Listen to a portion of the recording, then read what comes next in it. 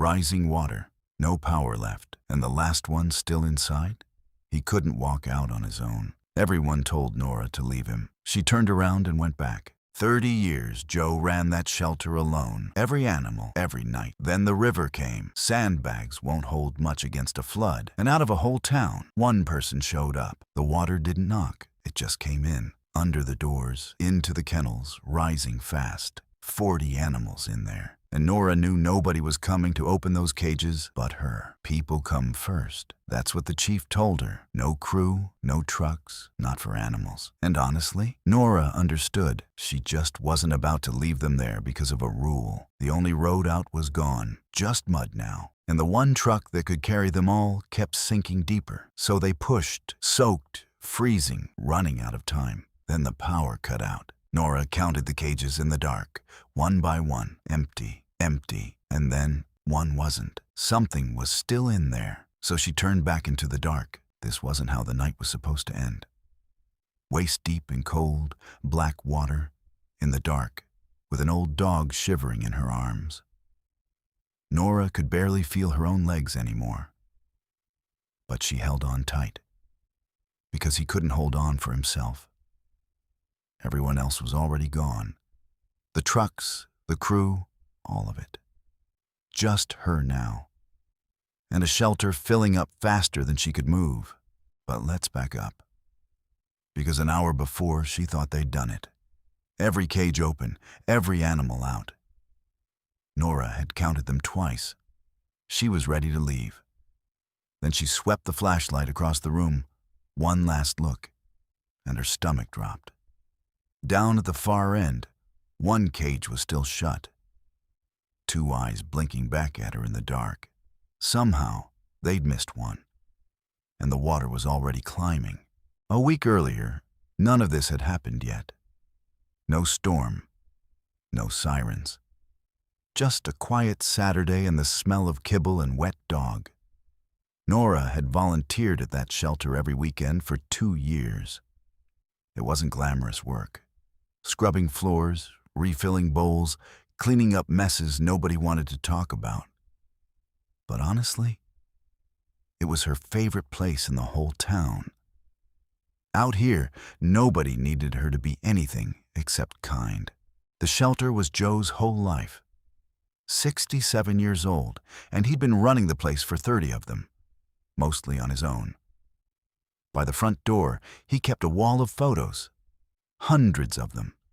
Every dog, every cat he'd ever found a home for. Nora loved the stories. The 3-legged terrier. The cat that hated everyone but Joe.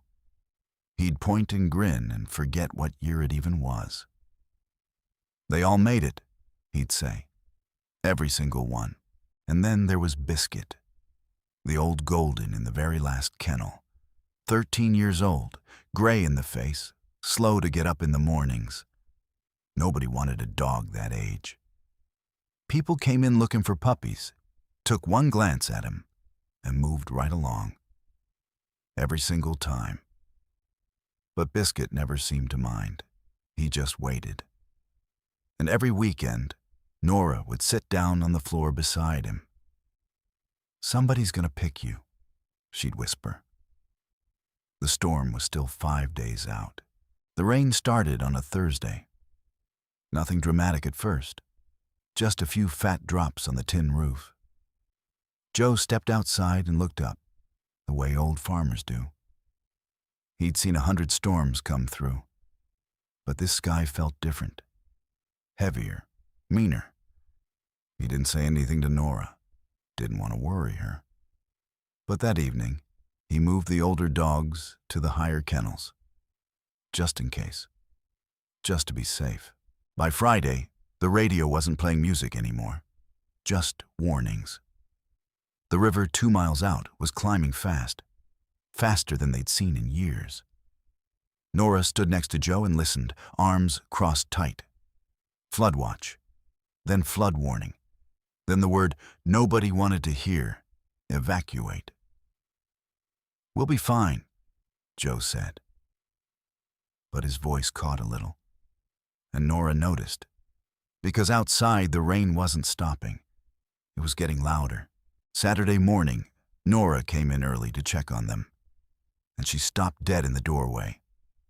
The whole yard was gone, just brown water where the grass used to be. And it was creeping closer, inch by inch, right up to the door. She'd never seen it like this. Not once in 2 years. Inside, the dogs were pacing, whining. They could feel it too. Something was coming, and it was coming fast. Joe tried to hold the water back himself. Sandbag after sandbag, hauling them one at a time in the pouring rain. But he was 67, and there was only so much one man could lift. His hands were shaking, his back was giving out. For every bag he stacked, the water found another way in. Nora watched him through the window and felt her chest go tight. He couldn't do this alone. Nobody could. They needed help, and they needed it now.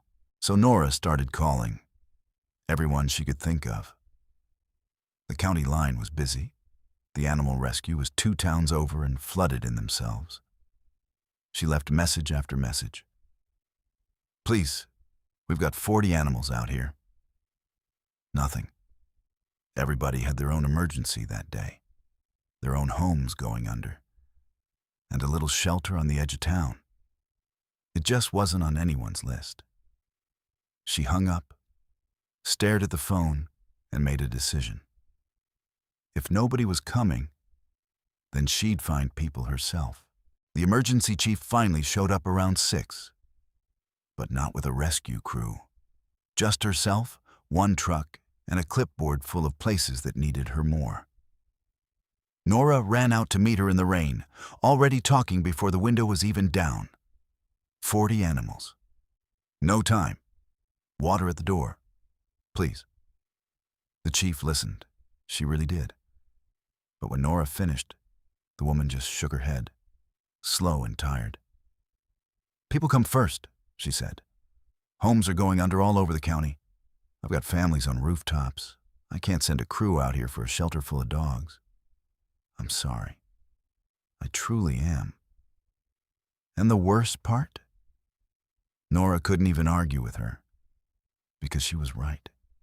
People did come first. That's how it's supposed to work. But standing there in the rain, looking back at those lit-up windows, Nora couldn't accept it either. Those animals didn't have anybody else. No families calling in. No one on a rooftop waving for help. Just her and Joe, and a building filling up with water. The chief drove off to the next emergency. Her taillights disappeared into the gray, and Nora stood there for a second, soaked to the bone, feeling something shift inside her. If the help wasn't coming, then the help would have to be them. So Nora did the only thing she could think of. She went where the people were. Back to campus, soaked and shivering. She grabbed a marker and a stack of paper and started making signs. Urgent. Animal shelter flooding. Volunteers needed now. She pinned them to every board she could find. And when that felt too slow, she just started talking. To anyone who'd listen. In the hallways, in the study rooms, in the cafeteria line. Most people looked away. It was a miserable night, and nobody wanted to drive out into a storm for a shelter they'd never even been to. She heard every excuse there is. I've got a paper due. My car's not good in the rain. Maybe somebody else. And honestly, she got it. She really did. But Nora kept going anyway, because she couldn't not. She told them about Joe, 30 years, all by himself. She told them about the dogs pacing in the dark. And slowly, something started to happen. One girl stopped, then a guy putting on his coat, then 2 more. Not a crowd, not an army. Just a handful of people who couldn't quite walk away either. And sometimes, that's all it takes. A handful of people who decide to show up when it would have been so much easier to stay home. The first one to say yes was a girl named Tess. Nora barely knew her. They'd had one class together, maybe two. But Tess heard the word animals and grabbed her raincoat without a second thought. "I've got 3 rescues at home," she said, pulling the hood up. "No way I'm sitting this one out." And just like that, Nora wasn't alone anymore. The two of them drove out through the storm together, wipers going full speed, barely able to see the road. Tess didn't complain once. Not about the rain, not about the cold, not about the fact that they were driving straight toward a flood when everyone else was driving away from it. She just kept saying, "How many are there? What do we grab first? What's the plan?" And that's when it really sank in for Nora. This was actually happening. It wasn't just her and Joe against the water anymore.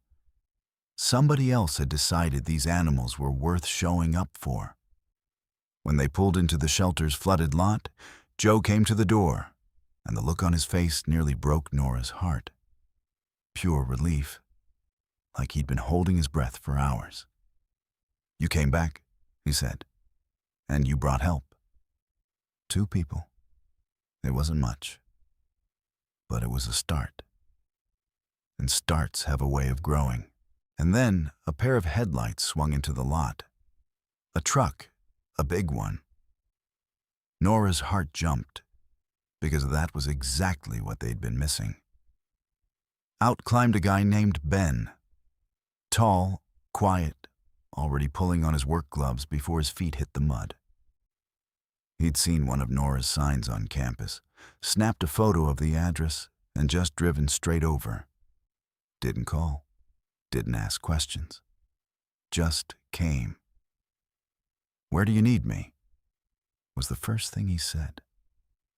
Nora could have hugged him right there, because a truck changed everything. Up until that moment, the plan was basically to carry frightened animals through the rain with their bare arms, one at a time, and pray. But a truck bed? That could move 10 crates at once. That could get them somewhere dry and safe across town. Ben backed it up as close to the door as he could get, tires spinning in the mud, and hopped out ready to load. 3 of them now. Nora, Tess, and Ben. Plus Joe, who was already directing traffic in his old raincoat, shouting which kennels to clear first. It still wasn't enough people. Not really. Not for 40 animals and water that kept climbing. But for the first time all night, Nora let herself believe it. Maybe, just maybe, they could actually pull this off. Before anybody grabbed a single animal, Joe made them stop and think. "We do this wrong. We lose time we don't have," he said. So the 4 of them crowded around a little table, one flashlight between them, and made a plan. Joe knew that shelter better than his own house. He grabbed a piece of paper and started sketching. Which kennels sat lowest, which animals spooked easy, which ones would fight being picked up, and which would go limp with fear. "The cat's up front," he said. "They panic in water, get them out first. The big dogs could wait a little longer. They could stand where the little ones couldn't. Ben's truck would run loads across town to the community center. Tess would handle the crates and the labeling, so no animal got lost in the shuffle. And Nora would work the kennels with Joe, clearing them one by one." It sounds simple, written out like that. It wasn't. Because the whole time they were planning, they could hear it. That soft, steady trickle of water coming in under the walls. A reminder that the clock was running. Nora looked around that little table, at these 3 people who barely knew each other a few hours ago, all soaked and scared and completely committed. And she thought, this might actually work. Then Joe folded the map, looked up, and said the only thing left to say. All right, let's go get him. And then the water stopped creeping. It came in all at once. 1 second the floor was just wet. The next it was a river, rushing in under the doors and across the concrete like something alive. Nora heard Tess shout from the far room. The low kennels were going under. Those were the little ones, the cats, the old dogs who couldn't stand for long. There was no time to think anymore, only move.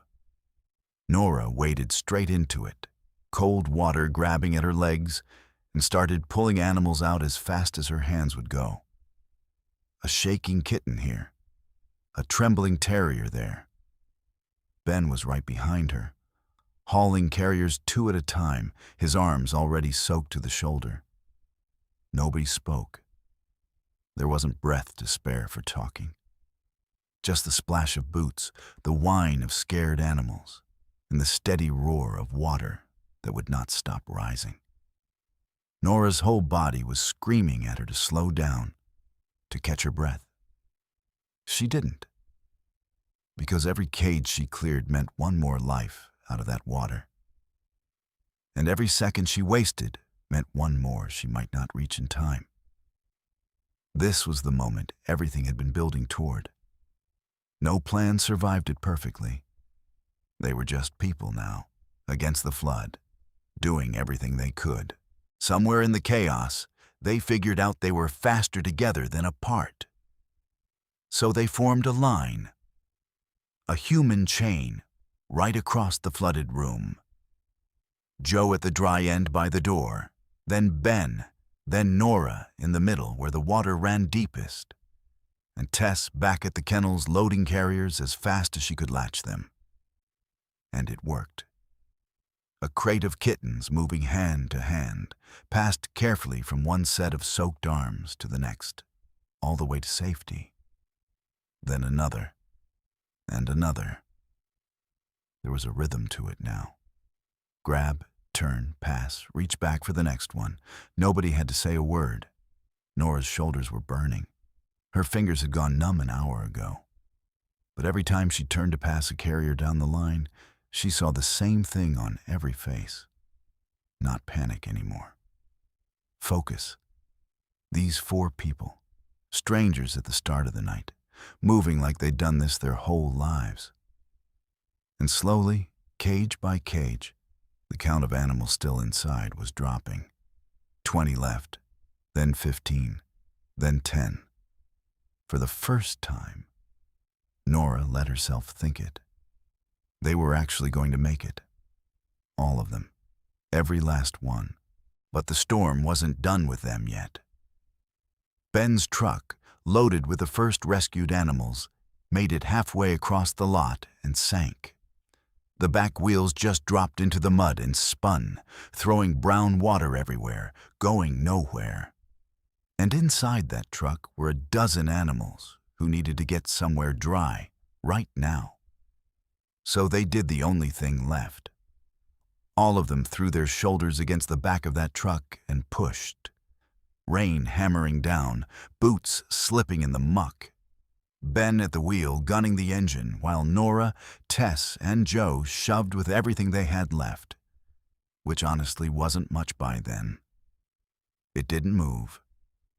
They reset their feet and pushed again. Nothing. Nora's arms were shaking so hard she could barely grip the bumper.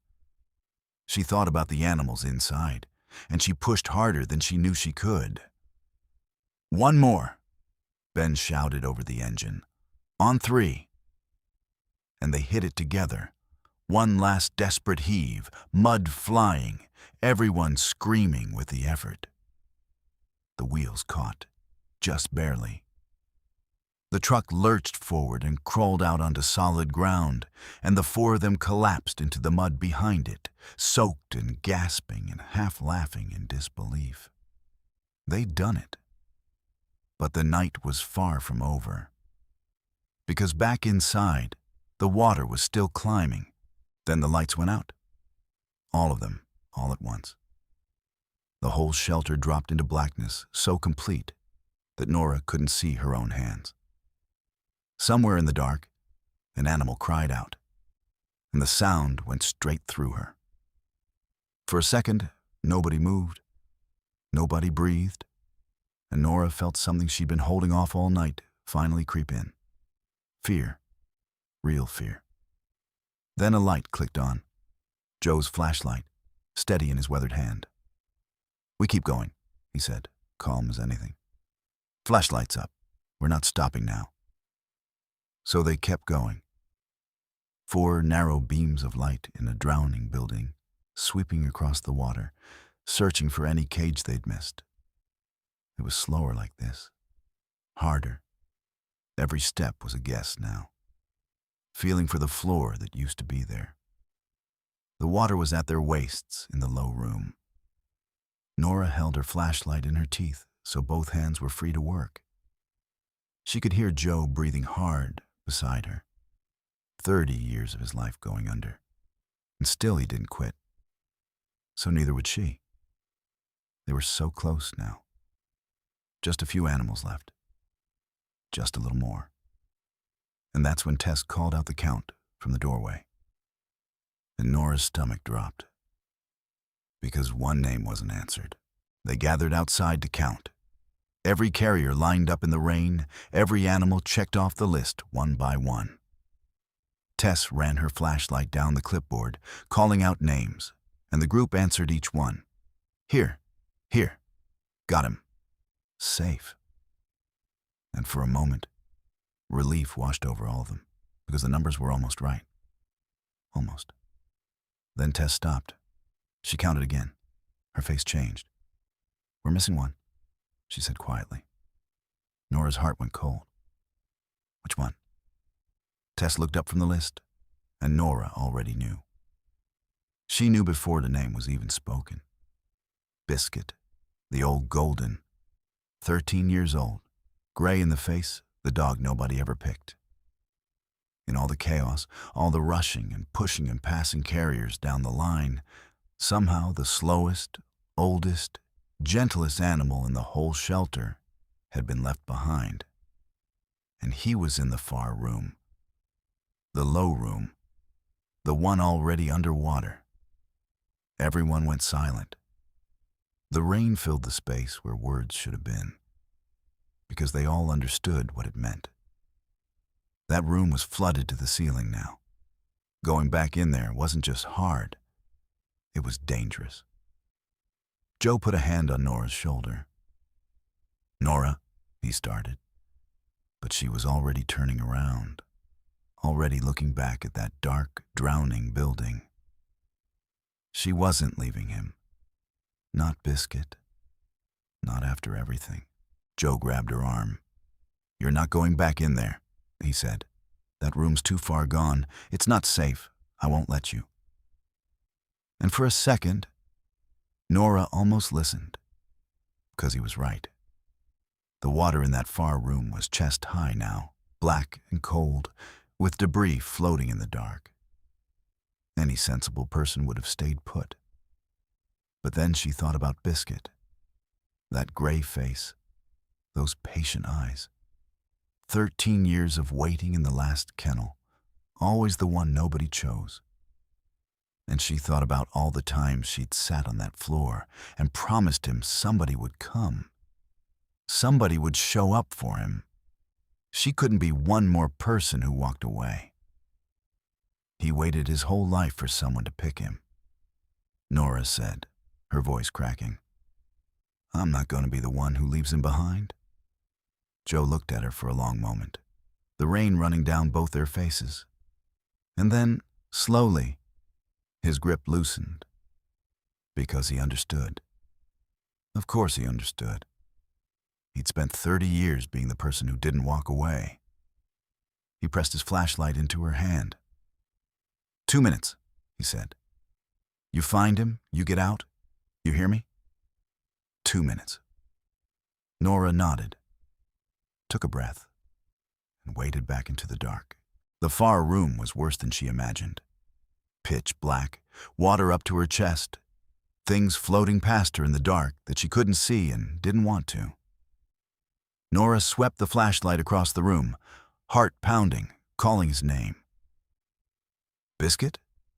Come on, buddy, where are you? Nothing. Just the sound of water and her own ragged breathing. For one terrible moment, she thought she was too late. And then she heard it, a small, tired whimper, off in the corner. She swung the light over, and there he was. Biscuit, perched on top of the very last kennel, the only dry spot left in the whole room, shaking so hard she could see it from across the water.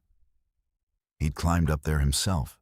Somehow, this old dog everyone underestimated had found the one place the water hadn't reached yet, and he'd held on, waiting, just like he always did. I'm here, Nora choked out, pushing through the water toward him. I've got you. I'm here. When she finally reached him, Biscuit pressed his whole trembling body into her arms, and she felt his heart hammering against hers. He was heavy, soaked through, barely able to hold himself up. But he was alive, and Nora wasn't leaving that room without him. Getting back was the hardest part. Every step through that water felt like it took everything she had, an old golden retriever heavy in her arms, her legs screaming, her lungs burning. She couldn't see the door. She just moved toward where she thought it was, one slow step at a time, whispering to Biscuit the whole way. Almost there. Stay with me. Almost there. And then, light. The doorway ahead and beyond it, the glow of flashlights and headlights cutting through the rain. Joe, Tess, Ben. All of them standing at the entrance, straining to see into the dark, waiting for her. When Nora finally stumbled through that doorway with Biscuit in her arms, a sound went up from the little group that she'd never forget. Not quite a cheer, more like a gasp of pure relief, all of them at once. Tess was crying. Ben ran forward to take some of the weight. And Joe, tough old Joe who'd seen everything, just put his hand over his mouth and shook his head. They wrapped Biscuit in the driest blanket they could find. He was cold and exhausted, but his tail gave one weak, happy thump against Nora's arm. He was safe, the last one out, and every single animal had made it. The rescue was barely over when headlights appeared on the road, a whole convoy of them, cutting through the dark and the rain. The emergency chief was back, and this time she'd brought a crew. Trucks, volunteers, supplies, everything they'd begged for hours ago. She climbed out and stopped short when she saw them. 4 exhausted people covered in mud, 40 animals safe and dry in carriers, and a young woman holding a shivering old golden retriever wrapped in a blanket. She'd expected to find a disaster. Instead, she found that they'd already done the impossible. The chief walked over to Nora slowly. For a moment, she didn't say anything at all. Then, quietly, I should have sent someone sooner. I made a call, and it was the wrong one. Nora shook her head. You had families on rooftops. You did your job. Maybe, the chief said. But you did something else. You didn't wait for permission to do the right thing. She looked down at the old dog, then back up. You were right to stay. I won't forget that. And coming from a woman like that, those words meant everything. Nora just nodded, too tired to speak. Word travels fast in a small town, even in the middle of the night. Within an hour, the local community center had thrown open its doors. Somebody had made a few phone calls, and suddenly the whole place was lit up and buzzing. The gym floor filled with blankets, water bowls, and carriers. A warm, dry space for every single animal they'd pulled out of that flood. And the people came, even at that hour. Neighbors Nora had never met showed up with towels and dog food and hot coffee for the volunteers. A retired vet came to check the animals over one by one. It was the strangest, most beautiful thing. A crisis that started with one girl and one stubborn old man had somehow turned into half the town showing up in the dark. Nora set Biscuit's carrier down in a quiet corner, away from the noise, and knelt beside him.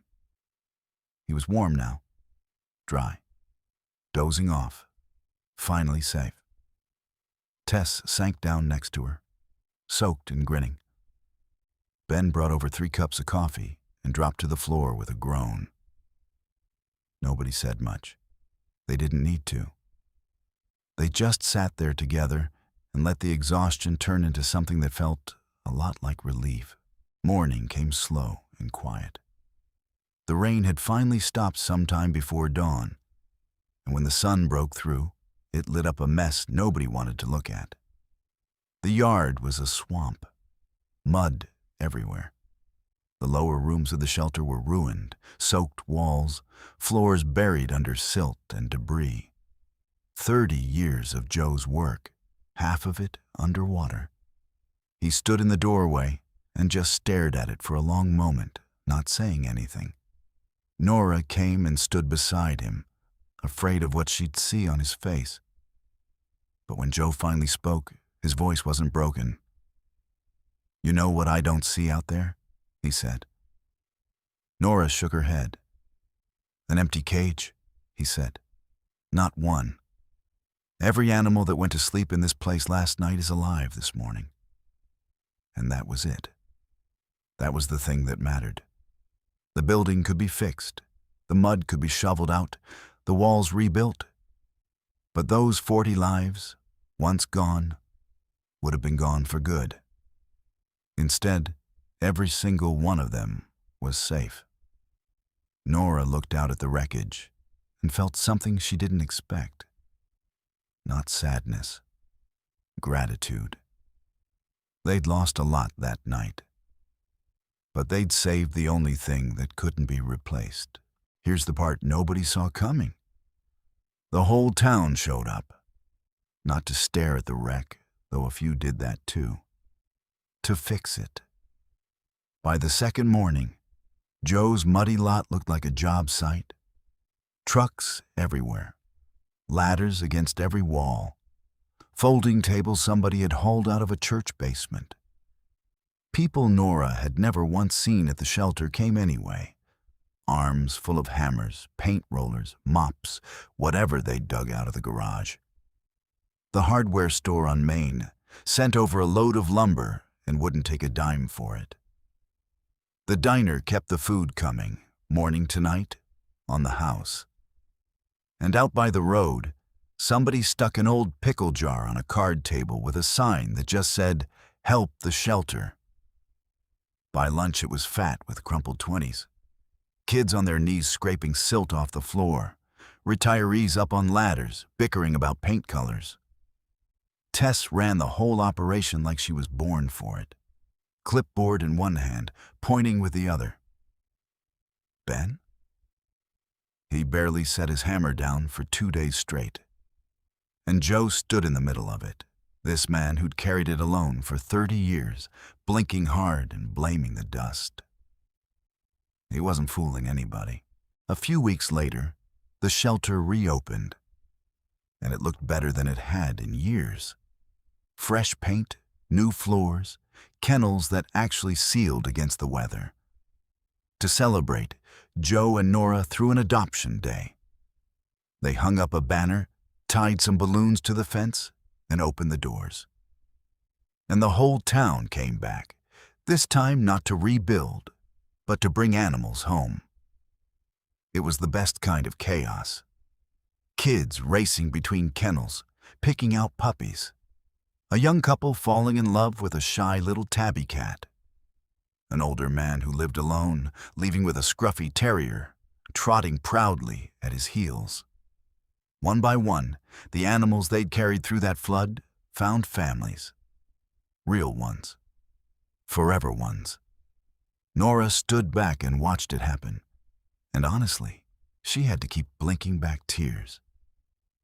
Because a few weeks ago, these same animals were shivering in the dark, water rising around them, everyone else too busy to come.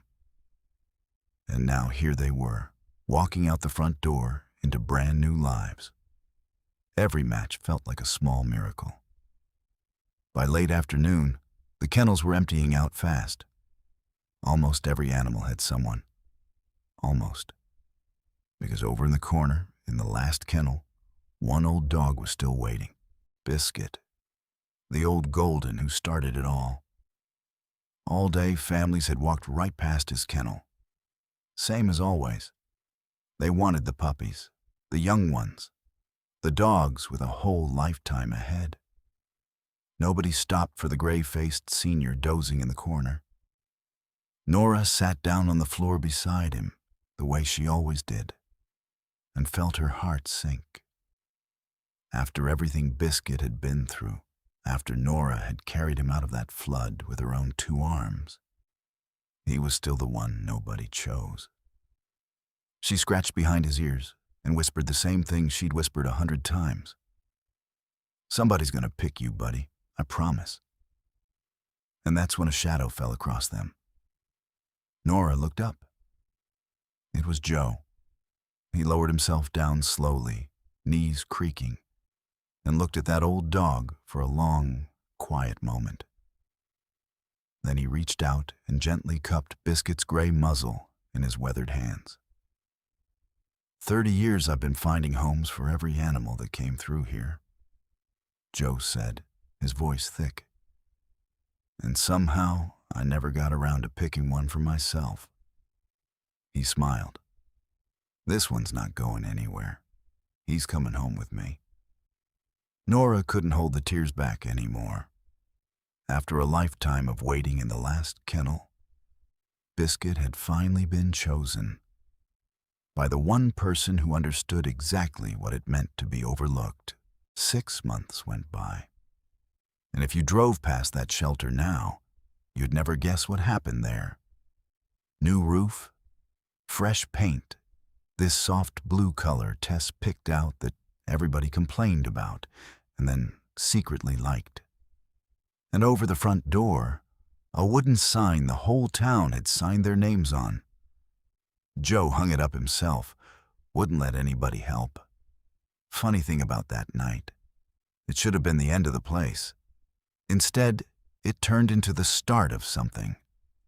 Because before the storm, it was just Joe.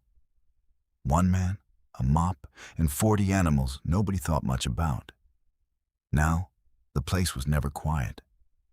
Tess came by every Saturday without fail, clipboard in hand, still telling grown men where to stand. Ben brought half his dorm along, mending fences, hauling feed, running the transport trips across town. Donations kept trickling in from folks who'd heard how it all went down. For the first time in 30 years, Joe actually got to go home at a decent hour. And Nora? She practically lived there. Nobody asked her to. She just couldn't stay away. What started as a way to fill a few weekend hours had turned into something she didn't quite have a word for. The closest thing to family that isn't blood. Then there was Biscuit. He didn't sleep in a kennel anymore. He had the little house out back now with Joe and a dog bed by the wood stove that he was honestly way too big for. Every morning he'd come lumbering out to greet the volunteers, gray face lifted to the sun, tail going like a metronome. The dog nobody wanted, spending his last years warm and spoiled rotten. Ask Joe about it and he'll get gruff and change the subject real quick. But you should see the way that old man looks at him when he thinks nobody's watching. That evening, the 5 of them ended up out front. Nobody planned it. They just sort of drifted out there as the sun went down, orange light spilling across a parking lot that used to be underwater. Nora looked around at all of them. Joe, Tess, Ben. That ridiculous old dog sprawled out in the last of the warm light. and she thought about how close they'd come to losing every bit of it. One phone call away, one no away. One person deciding it just wasn't worth the trouble. But nobody did. That's the part that stuck with her. When it would have been so much easier to go home and stay dry, they stayed. And a whole building full of animals is still here because of it.